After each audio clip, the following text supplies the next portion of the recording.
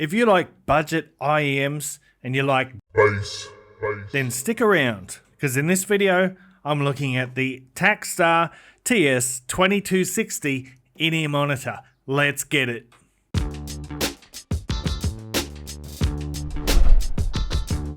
What's cracking, audio fans? It's David here from Prime Audio Reviews. There is the box for the TS 2260, pretty standard affair. Inside the box you get, inside the box you get the earphones, of course. You get this pretty nifty little carrying case. It's just made out of silicone. It doesn't have a zipper or anything on it. It just opens like that. Pretty sweet. I like that, actually. And here are the IEMs. Now let me tell you a little bit about them. Single dynamic driver, 9.2 millimeters, I believe. The price is $14. Yes, $14.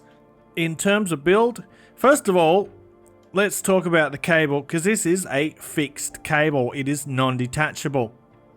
Now you're probably thinking, that's bullshit. And to be honest, that's what I was thinking at first as well, until I actually felt the cable. And you know what? I don't care that you can't take it off, because this cable is sweet. It is awesome. First of all, it is 2 meters long rather than the 1.2 meter average that you get. So 2 meters, it's a little bit long and awkward for using on the go. It's doable, of course, but it's a little bit awkward.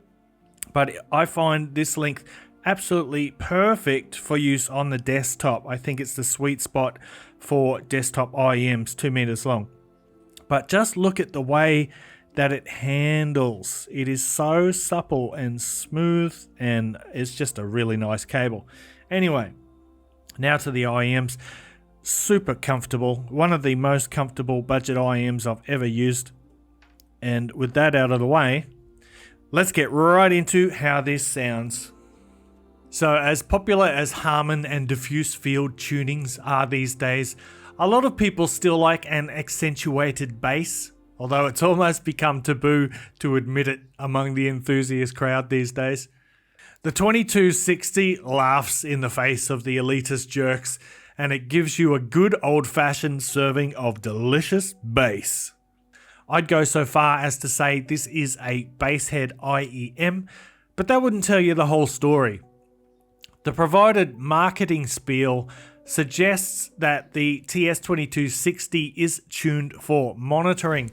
While you can technically use any IEM for monitoring, but we generally consider a neutral tuning best for studio or professional monitoring purposes. If you're familiar with frequency response graphs, you will see that this earphone does not adhere in any way to what we would deem neutral, not even close. So with that said, let's have a look at the frequency response graph here. Yeah. Now, do you see that massive slope on the left of the graph? That's the bass. Lots of it. In reality, it's not as extreme as it appears to be, unless you are specifically talking about sub-bass, which is, generally anything below approximately 60 Hertz. In the case of the sub-bass, yeah, it's pretty epic. If you enjoy hearing and feeling huge rumbling low notes, you'll get a kick, no pun intended, from the TS2260's deep growl. The mid-bass, however, is relatively standard in terms of quantity. While its bass isn't the fastest, it's not sluggish either. Bass notes are rounded, impactful, and they have a decent amount of texture. Although the rolled off upper treble gives it a slightly darker tone, it is an engaging bass nonetheless. Let's talk about the mid-range now, and the mid-range is just slightly on the warmer side of neutral, but it doesn't sound muddy. This is thanks to the fairly rapid bass fall off above 200 Hz and its boosted lower treble. So although the sub bass is kinda huge, the lower mids still feel separated and have enough room to breathe. It's a smooth and relaxed mid-range, yet the clarity is quite good. What's surprising is the amount of detail found here in the mids, with the exception of, very bass heavy segments. The overall tone of the mid-range is good too, being neither too thick nor bright, but somewhere in between. Vocals have a slightly forward presentation due to an upper mid-range lift. They have just a touch of added warmth, which makes them sound natural and alluring. And in the higher frequencies, the TS2260's treble is somewhat unusual. It's slightly forward in the lower bands, but the upper treble is heavily attenuated. Despite its upper treble roll-off, the treble is clear and provides ample detail retrieval, which is a bit unusual. It doesn't sound as laid back as you might expect, but it is certainly smooth. There's no sibilance, and percussion attacks are sufficiently crisp. It's not a sparkly or a vibrant treble, but it has fairly good timbre and extension. When it comes to the soundstage, the stage has moderate width mixed with pretty good depth, pretty good forward depth. The stage position is neutral, with vocals placed slightly back from the listener.